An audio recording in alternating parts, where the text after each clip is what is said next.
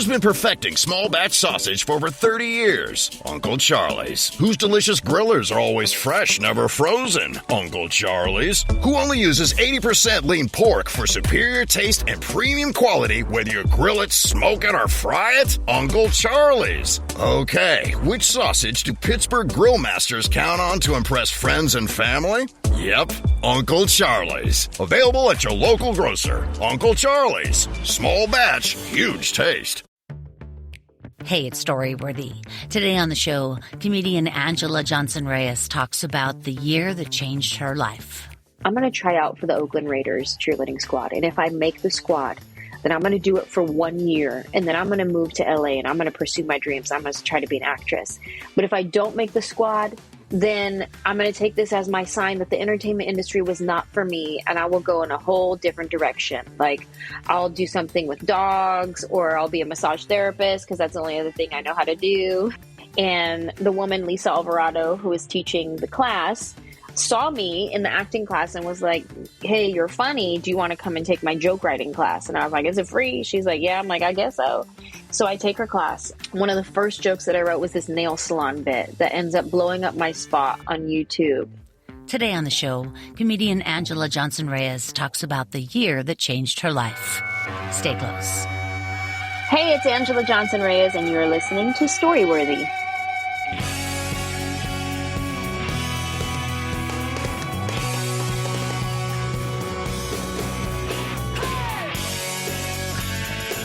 Welcome to Storyworthy. My name is Christine Blackburn, and I'm coming to you from Los Angeles, California. Whether you're a longtime fan of the show or a new listener, welcome to Storyworthy. I will tell you, if you are a new listener, you got some episodes to catch up on, okay? Because Anjelah, my guest today, she is actually guest number 730. So you need to go back, you guys, over the last 12 years and listen to some of the back catalog of Storyworthy. I've had some amazing talents on, like my talent today. And I do hope you guys listened to the show last week with comedian Ed Krasnick. Ed Krasnick told a story about camping, and, you know, it's just so funny because Ed Krasnick, he's not a camper. Here's how he trained for his camping trip, Anjelah. He got a dome tent and he camped in his parents' living room. That was the training. Anyway, it's super funny, you guys. So go back, listen to Ed Krasnick last week, but not today, because today I'm here with another very interesting guest, another comedian, Anjelah Johnson-Reyes, and she brings forth the topic, the year that changed my life. And she told me before we started recording that year was 2007.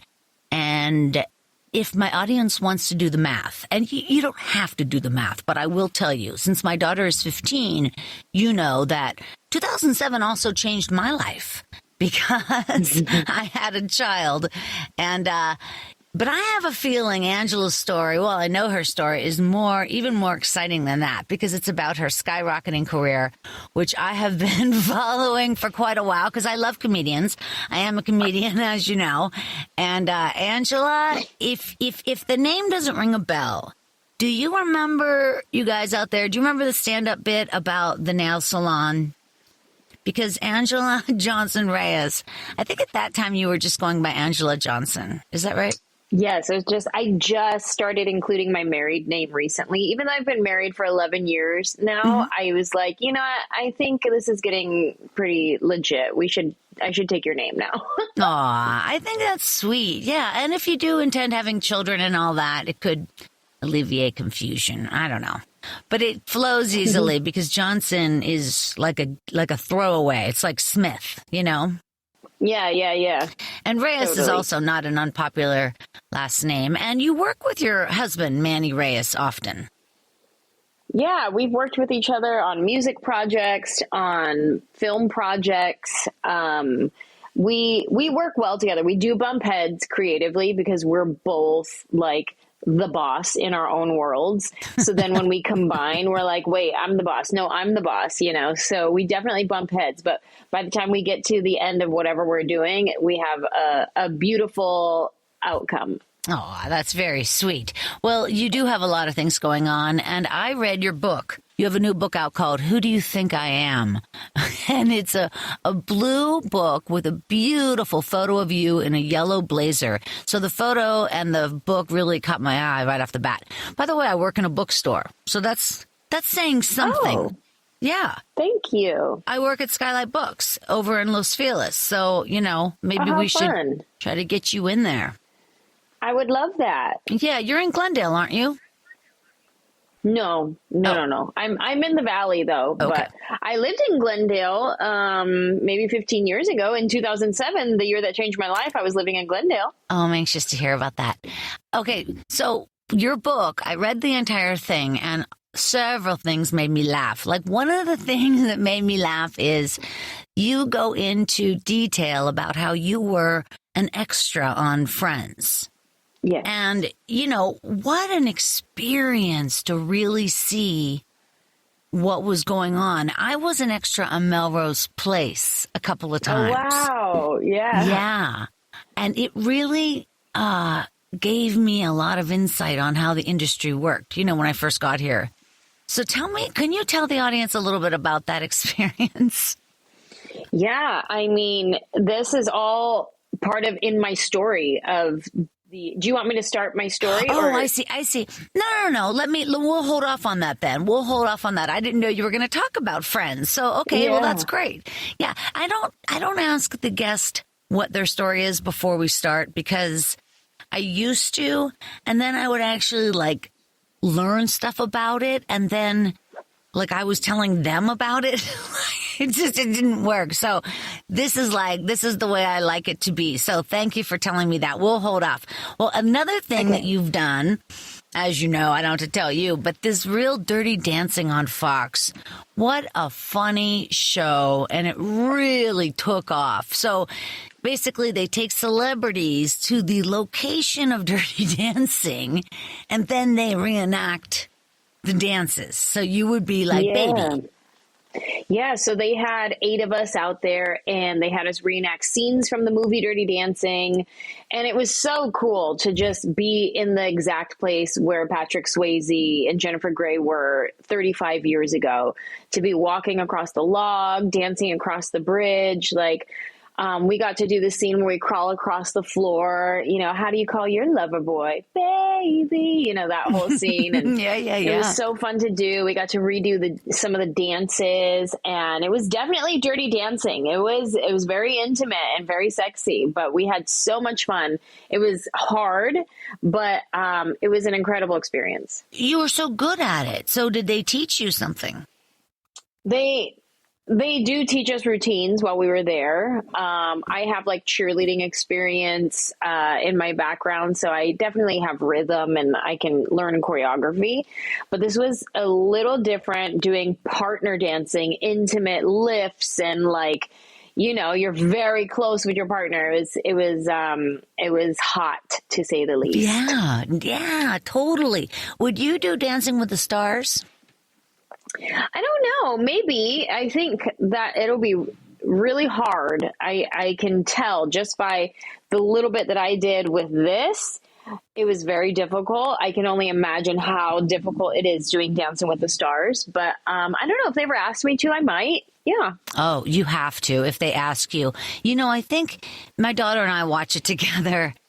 We hold up signs, 8, 7. So silly. But it's interesting because so many people go in knowing how to dance. When they find out they're getting on that show, man, let me tell you something. Those ballroom lessons start up very, very quickly. And you would have to dedicate a period of your life to it. You could not do it half-ass unless you don't mind getting kicked off in the first 2-3 weeks. But if you really wanted to do it and do your very best, you would have to have nothing else on your schedule for 4, 5, 6 months.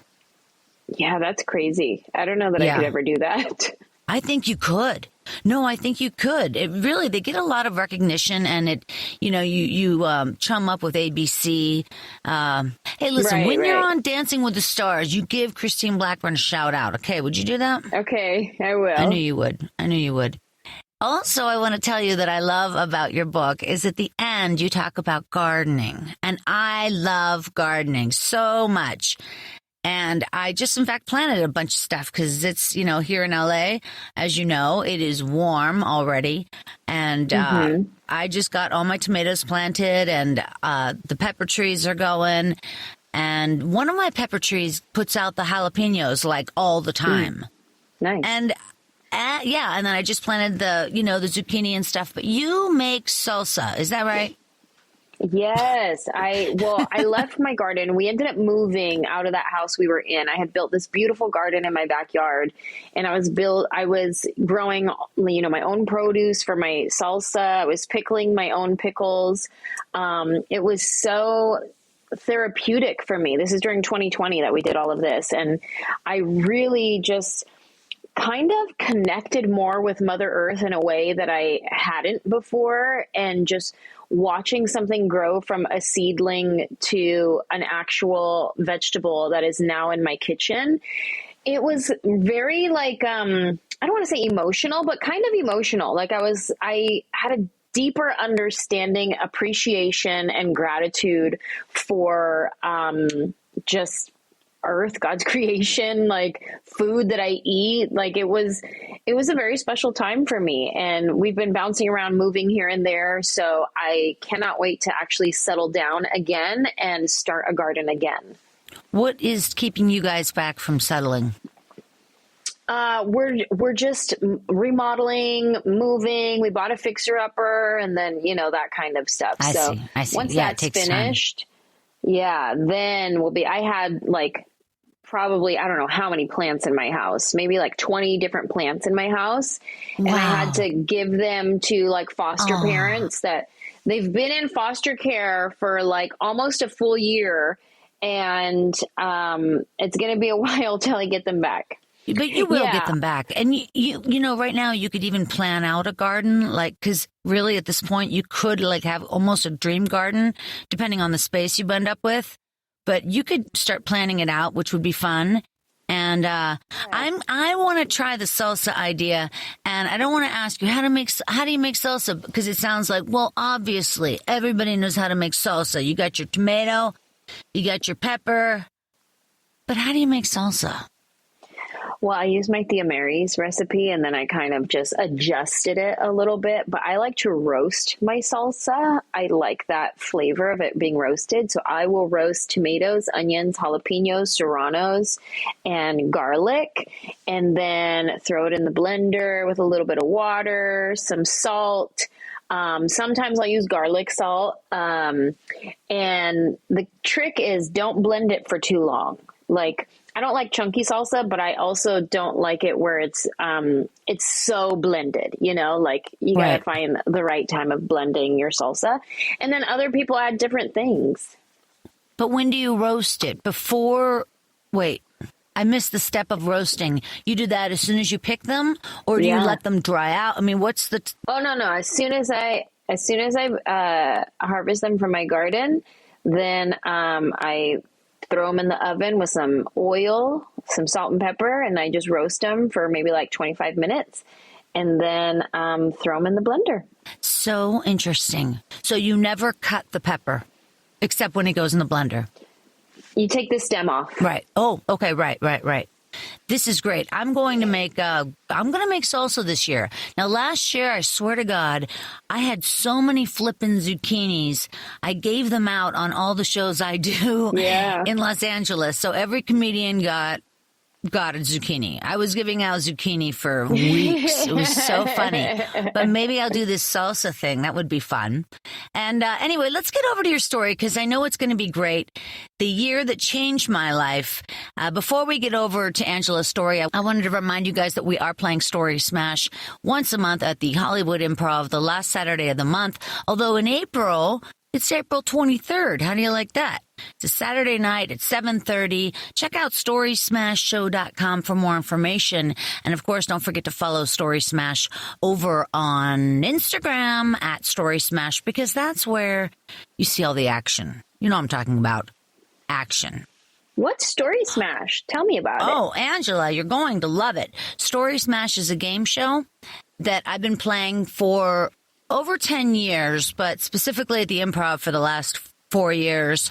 And during the pandemic, we figured out a way to do it online. So it was super fun on StreamYard. I don't know if you've heard of that. It's just a platform. Yeah. Anyway, it's so much fun. It's a game show where comedians come on and tell a true 1-minute story. There's a clock. They have to tell it in 1 minute. And then the judge, the panel of expert judges, which is like Blaine Capatch and Danny Zucker, Melissa Peterman, they comment on the story. And then, so there's 4 contestants, there's 3 rounds, and it's just so damn funny. It's just, Fun. It's a perfect show. Sounds It's fun. a perfect show. I would love you to see it. I love that. You know, like I said, it's at the Improv, so maybe you'll be there one night performing. Yeah, for That would sure. be great fun. That sounds great. And I'm sure you'd be a wonderful judge. I've had on Lori Kilmartin and Marilyn Rice Cub and all the girls, all the comics in town. Yeah, it's super fun. Anyway, you guys, Anjelah Johnson-Reyes, you hear her talking. She's here right now. She is a comedian and an actress. And, well, obviously, like we've already talked about, you do many things. But as an actress, I found it interesting that you were on The Shield, Ugly Betty, Curb Your Enthusiasm, and even like just naming those 3, and there's been others, and you've done some films. But even if I think about somebody who's been on 3 pretty darn popular sitcoms, that if you want to add up how many times you had to audition just in life to get those 3, you've probably auditioned over 500 times. Oh, God, yes. We hear no in this industry. Is that conservative? Way more than we hear yes. I mean, yeah, that's probably accurate. Somewhere in there. Yeah. And when you get the job, that's the reward. The work is everything you do every day. Keeping up and everything from the gym to what you eat to stage time to going out at midnight for a 10-minute set. Mm-hmm. Which I would do. And then like we talked about, you were on The Real Dirty Dancing on Fox, which is just ridiculous. And you have a couple of podcasts going on, including Nights at the Round Table podcast, where you deconstruct your faith. Wow. This is interesting. In other words, like you're Christian and you've talked about that. But when you deconstruct your faith, are you talking about everybody's faith or just the Christian faith? My own faith. I start looking at what I have been believing and subscribing to for the majority of my life and move from there in deciding what I feel is true for me today. And there's so many things that in my life, I've built my life on this principle that I felt was like, oh, this is God. And then I grow and evolve and I realize like, oh, maybe this particular thing is not God. It's more church culture. And I actually don't subscribe to that any longer. And so it's been a long journey. And my husband, a good friend of ours, Brandon, we are all on this podcast. And like Brandon, he is the son of a pastor. He was a youth pastor himself. My husband went to Bible college. Like we all come from the Christian faith and have decided to like pause and take a look and be like, okay, let's really look and see what we subscribe to and unsubscribe to in our adult life. Well, it's smart and it's interesting and I really enjoy it. Nights at the Round Table podcast, you guys. Listen to that. And then you have another show you're doing called Manjelah. Because, of course, your name, Anjelah, just in case anybody out there doesn't know, is spelled Anjelah. So then you put the M in the front. Now we have Manjelah. And this show, this podcast that you do is actually, I mean, I don't have to tell you, but this is more relationship based, yes? Yeah, that's me and my husband. And we talk about our marriage. We talk about life. We answer questions. We give people advice. And we're no therapists. We are no professionals. We're just a couple who's been married for 11 years who make it work. And we share what works for us. And it may work for you. It may not work for you. But we share our relationship, our dynamic, and our love. And we put it out there for people. You guys work your ass off. You, Anjelah, you're the one, man. I'm telling you, I am so impressed by where you're from, and I know we're going to hear about it in the story. So before we hear the story, you guys, one more thing. You've got to pick up Anjelah's book, Who Do You Think I Am?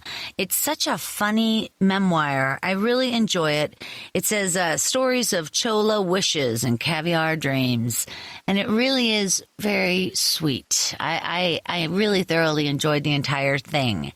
And you guys, you can find Anjelah over at her website, anjelah.com. Again, ANJELAH.com, and follow her on Insta and Twitter at Anjelah Johnson. All right, you guys, wherever you are, put your hands together for Anjelah Johnson-Reyes.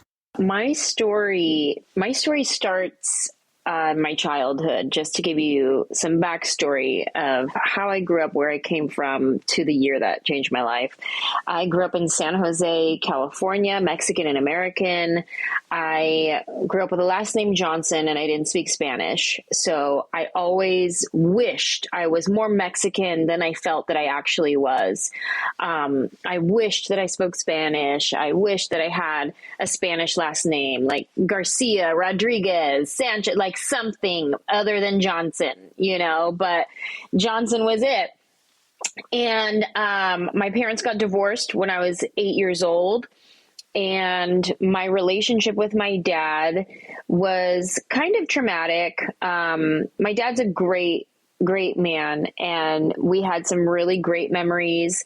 Him taking me to, see the wrestling matches at the arena, and like some really great memories. But I also just have some really traumatic memories with my dad being abusive and angry and, full of rage and all of that kind of stuff. So I grew up kind of scared of my dad a little bit. I had that growing up as well. That, it was just because at that time, parents, fathers, they weren't involved in our lives. They didn't go to our school. They didn't volunteer. They didn't know who your friends were.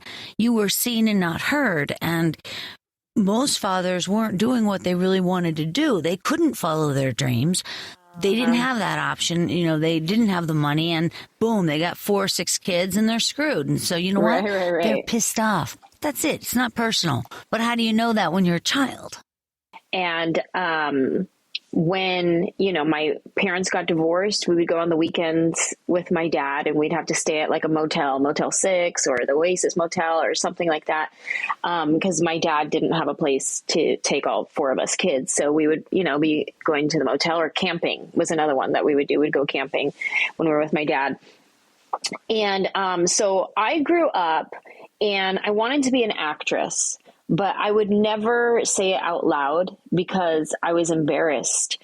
I was ashamed because it felt so far-fetched. Like I might as well say I want to be a princess, like I live in San Jose. Where do you be an actress in San Jose? You don't, so I just tucked that away into my heart and was like, I'm not going to share that with anybody because that's embarrassing.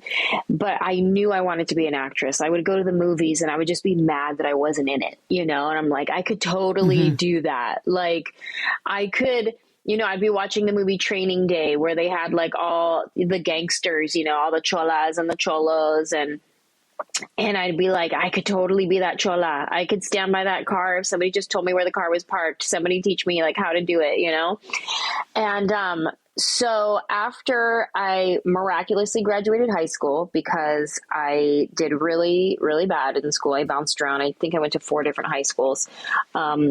Wow. And I miraculously graduated. Well, nobody was looking after you. Nobody was looking after you, right? So, in other words, nobody's paying attention to your grades. Nobody's, or were they? Well, why did you bounce around like that? I bounced around because I was depressed, and it wasn't like I was getting into trouble, like getting into fights or anything like that. I would just stop going. And, my mom would do the best she could to try to help me. And so she'd move me to a different school thinking like that would help. And it really wasn't the issue, but maybe we thought it was a fix at the time. And, so when I finally graduated high school, I ended up going to junior college for a little while, just trying to figure out what do I do with my life? Like, I know I said I wanted to be an actress. I don't know anything about being an actress. Like, what exactly am I going to do as a grown-up? What am I going to do for money? And around this time, I had a friend of a friend who had moved to LA to pursue her dreams of being an actress. And she had been in like music videos for NSYNC. She was in a Ross commercial. Like, to me, I was like, oh my God, I know somebody famous. Like, she's doing it, And so she moved to Hollywood, and I talked to her on the phone one day, and I confided in her and was like, hey, I would love to do what you're doing. And she was like, if you ever move out to LA, I'll help get you started and I'll help show you the ropes. And so now what seemed like a fantasy, this far-fetched fantasy, was now an attainable dream that I could possibly go for, that I could possibly consider chasing after, right? And so after that, I ran into a different friend of mine who I grew up with, and I hadn't seen her in years. And she was like, hey, guess what? I'm a cheerleader for the Oakland Raiders. And I was like, no way. And she's like, yeah, you should come try out. And I was like, no way. No, it's not really my jam. I didn't want to do that. But as I thought about pursuing my dreams and what that would take, what that would look like, I started praying about it. And I was like, you know what, God, I'm going to try out for the Oakland Raiders cheerleading squad. And if I make the squad, then I'm going to do it for 1 year. And then I'm going to move to LA and I'm going to pursue my dreams. I'm going to try to be an actress. But if I don't make the squad, then I'm going to take this as my sign that the entertainment industry was not for me. And I will go in a whole different direction. Like, I'll do something with dogs, or I'll be a massage therapist, because that's the only other thing I know how to do. That's the craziest ultimatum ever, because, as we all know, I mean, now that's just not the way entertainment works. You're either in the world of it or you're not. Exactly. But I needed my sign, Sure. I was like, is this for me or not? And I was going to listen to that sign because I needed to make a decision. And so I decided to try out for the Oakland Raiders cheerleading squad, the Raiderettes. And I drove to Oakland by myself. There were 700 girls at this audition. And I made it past the first call. Unbelievable. So what did that cut out? Like 300 people? Yeah. Mm-hmm. Wow. And it was basically just a cattle call. You're on stage with 10 other girls at a time. You introduce yourself and answer a question, and that's about it. And they just look you up and down and they say yes or no. And then the second round was we had to learn a dance and perform the dance in front of a panel of judges.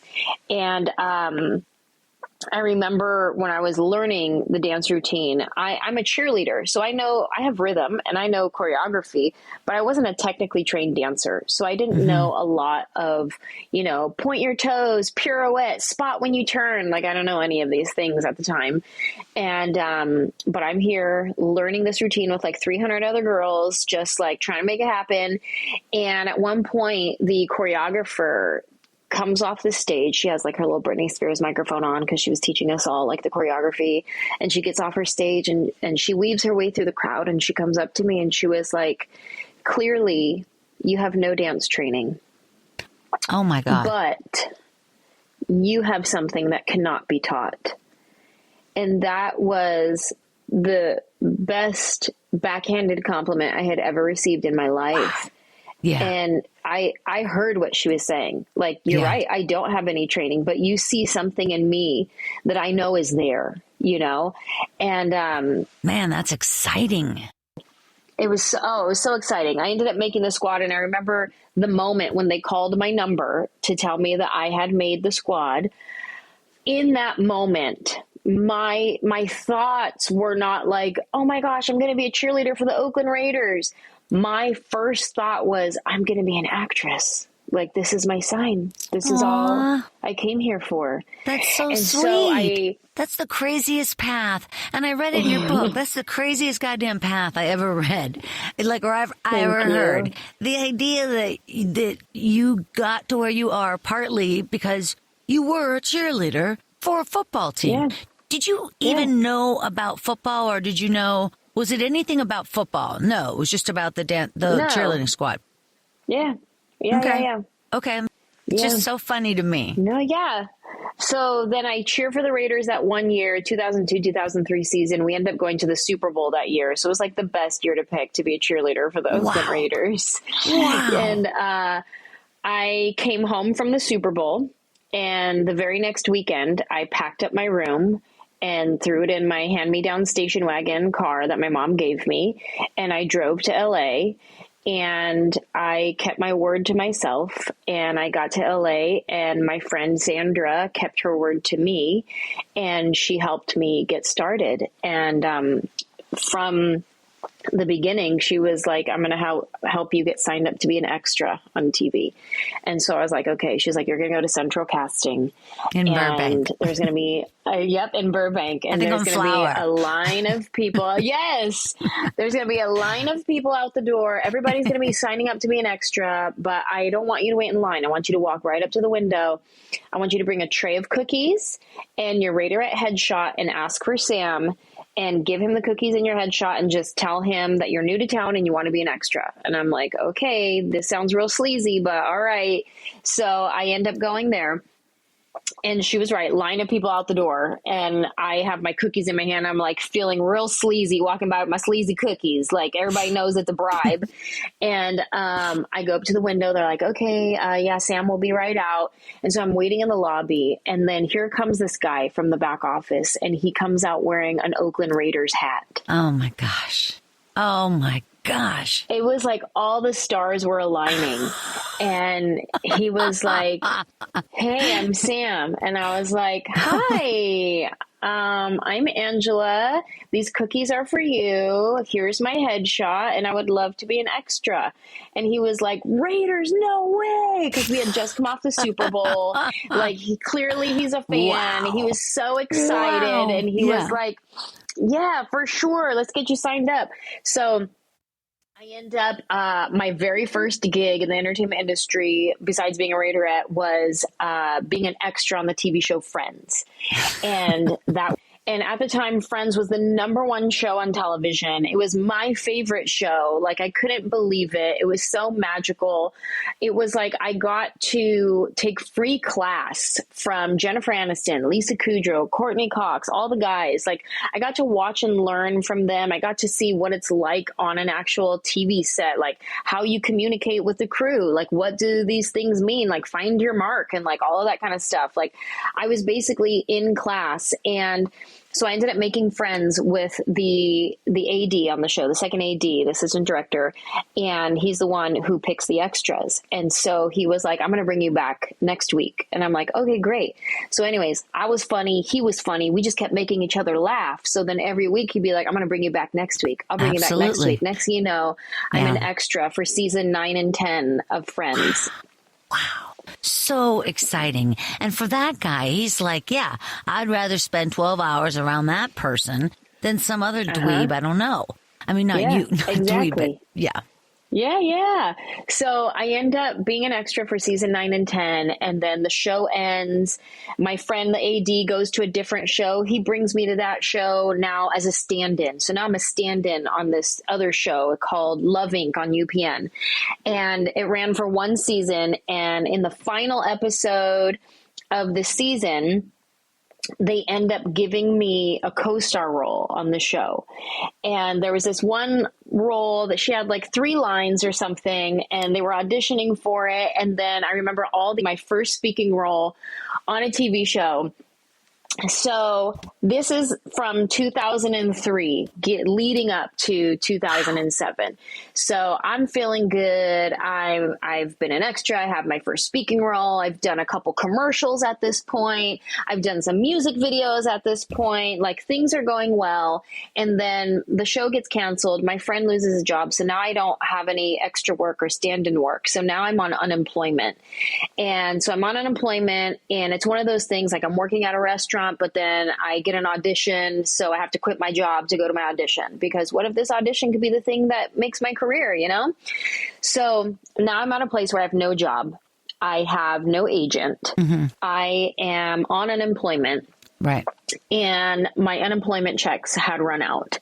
And so I had taken this free joke writing stand-up comedy class at a church on Tuesday nights at the Oasis Church, and it lasted like a month or 2 months. That every Tuesday night we would come to the church, and they would do acting classes, dancing classes, singing classes, and there was a stand-up comedy class.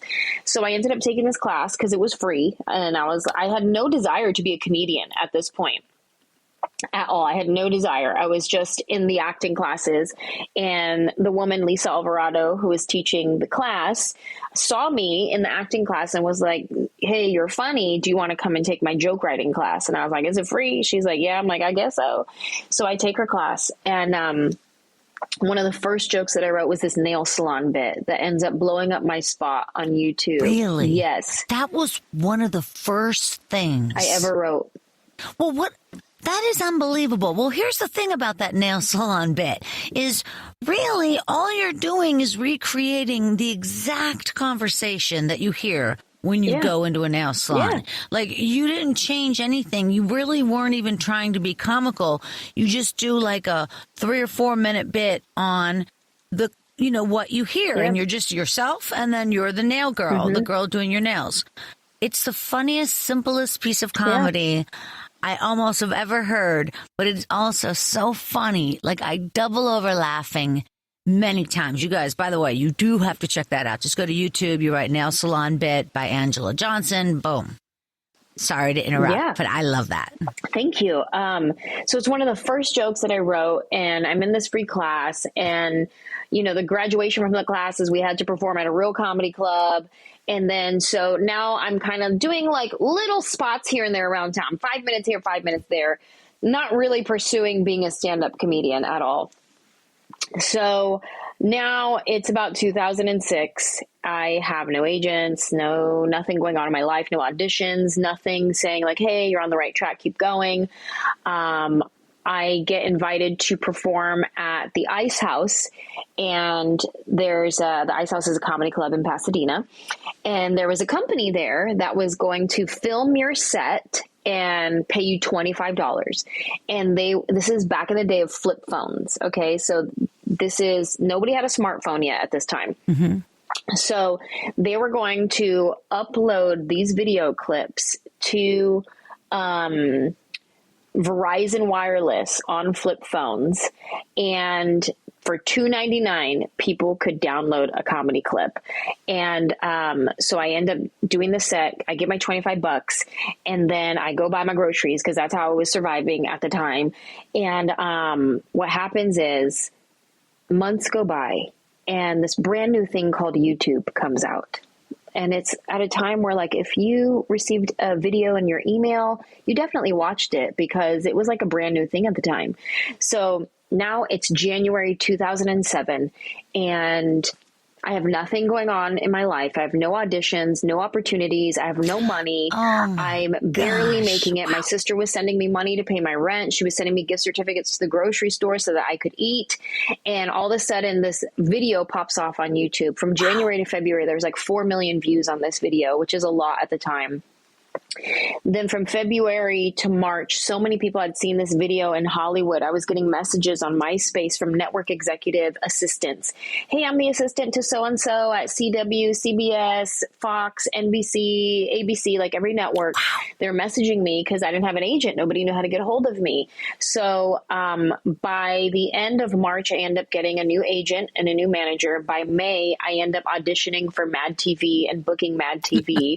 And I was getting requests from all over the world. People were like, "Hey, when are you coming to perform in Australia? When are you coming to perform in the Philippines? When are you coming here?" And all I had was 12 minutes of material that I wrote in a free class. And so I was like, well, I guess I better write some more material. People want me to go perform places. So I ended up writing more material over the summer. By the end of the year, 2007, I was now headlining, touring the country as a comedian. And I was on the show MADtv. And my life had completely changed from January 2007 with nothing to my name, ready to go back home because I had no money. I had no opportunities, to the end of the year when I'm now on this this hit television show on Fox as a cast member, and I'm touring the country as a headlining comedian. And 2007 is the year that changed my life. Anjelah, it's such a great story. I mean, it's on so many cool levels. I mean, you made it from the bottom all the way up. I mean, it was from the bottom. I mean, really. The fact that your parents divorced when you were 8, you have a good relationship with your dad now, right? Yes, I do. What do you think? Was that the moment when you think in your little body, in your heart, you might have switched to, that's it, like, I gotta live, like it's a one-man show, like I gotta do my own thing here because anything could change? You know, sometimes when divorce comes along, it's like... Oh, when I was young. Yeah, when you were young. Like, sometimes when parents divorce like that, for kids, it says to them, you know, the other shoe could drop at any second. I got to take care of myself. Right. You know what? Possibly. Yeah. That could possibly be a factor in my life. I never thought about it that way. I know even though my dad was abusive and scary at home, I was devastated when they got divorced. Mm-hmm. So I know it did rock my world for sure. And there was adjustments after that, but maybe you might be onto something there. I'm going to bring that up in my next therapy session. Thank you. Do it. Yeah. Well, there's something that always kind of happens with comedians when it kind of breaks. And then all of a sudden, you know, you can't talk somebody into being a comedian. You know, you can't talk them into it. You know, nobody would ever choose it because it's so hard. Now, for you, it hasn't been that hard. I'm like blown away there's happenstance, right? So something happens and then that leads to that and that leads to that. And I tell you, a lot of people don't realize that if you don't have something going on, you don't have agents anymore or managers. Like, right. Who comes first, the agent or the gig? Well, you know what comes first? The gig. Like, you get big and then those people come around you because they know they can get some money, right? Mm-hmm. So, you know, the trajectory really went in your favor. But boy, that YouTube thing, oh my gosh, that is so incredible the way that took off. Yeah, I'm very grateful. I'm very, very grateful. I had nothing to do with it other than showing up for myself and just being right where I'm supposed to be. Yeah, but you know what? You say that like that, and for the successes I've had, I say that too.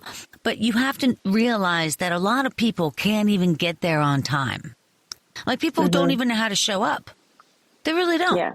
They can't pull it together to look somebody in the eye and say, hi, my name is, you know, like it's hard for people. So you somehow got that streak in you to just have that confidence. And it, you know, really pays off. It's just interesting because I grew up in Pittsburgh, you know, in the middle of nowhere. And again, you know, no internet or anything. And being an actress, being in Los Angeles was completely unattainable.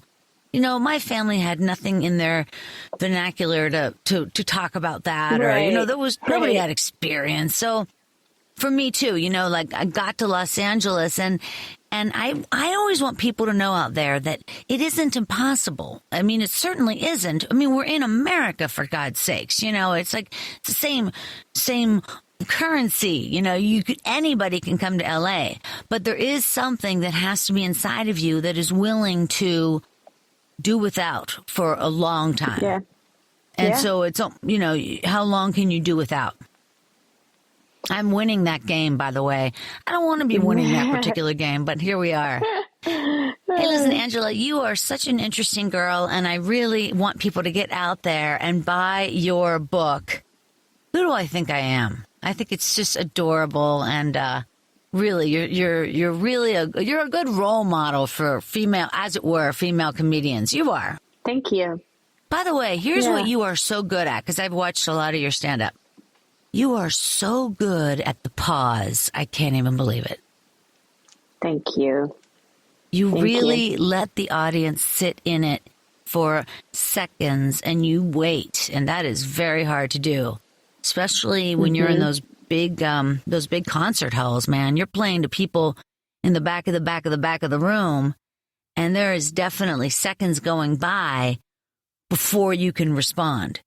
And that's a confidence that I'm still having trouble with, embracing those silent seconds. You're good at that. Well, thank you so much. I feel like, to me, that comes with being in tune with the audience and the same vibration of where they're at. And you can feel when they're still enjoying it, whatever you just said, and that feels good for them. So they're like emanating this vibration of this feels good. And so that vibration hits me and I'm like, ooh, you're right. It does feel good. Let's sit in this for a little bit. And then you can feel it kind of dissipate and then you move on to the next. So for me, I feel like it's a little bit of just comedic timing, but also just being intuitive and being in the same page with your audience. I love this. This is really good advice. I love everything you just said. I'm really going to start thinking about that. It's really interesting to put yourself in their place and let them absorb the joke. And then when they're coming down, that's when you hit back. That's incredible. That's incredible. I tend to go too fast, man, too fast. Yeah. And then you see certain comedians can do something like a very minute subject, like I think it's Gary Goldman does a bit about a mango or something, and he goes on for like 20 minutes about a piece of fruit because of the way he sits in it and talks about it and why is the pit so big and stuff like that. It's just really, it's a skill. Yeah, definitely. You've mastered it. Thank you. I want you to see Story Smash. You kind of have to see what's going on. You can go to storysmashshow.com and check that out because I think you'd make a really great judge. You'd be very funny. I know it. Sounds fun. Yeah, thanks. Look, I didn't sit in it. I almost jumped you and then... Hey, you guys, thank you so much again for tuning in. This has been a real blast.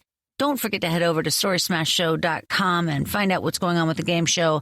And then head over to AnjelahJohnson.com as well and follow her on all social media at Anjelah Johnson.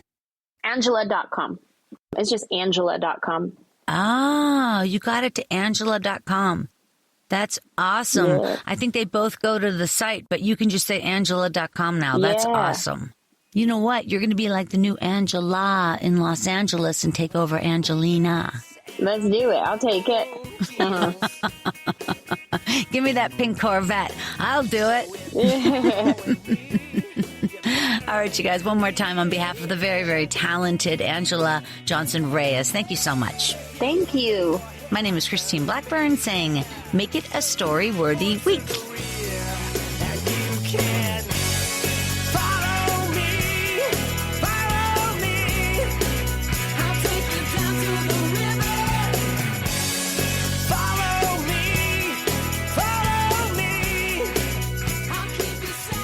Thanks for joining us on the Storyworthy Podcast. We'll be back next week with all new stories. Subscribe to Storyworthy on iTunes and visit the Storyworthy website at storyworthypodcast.com.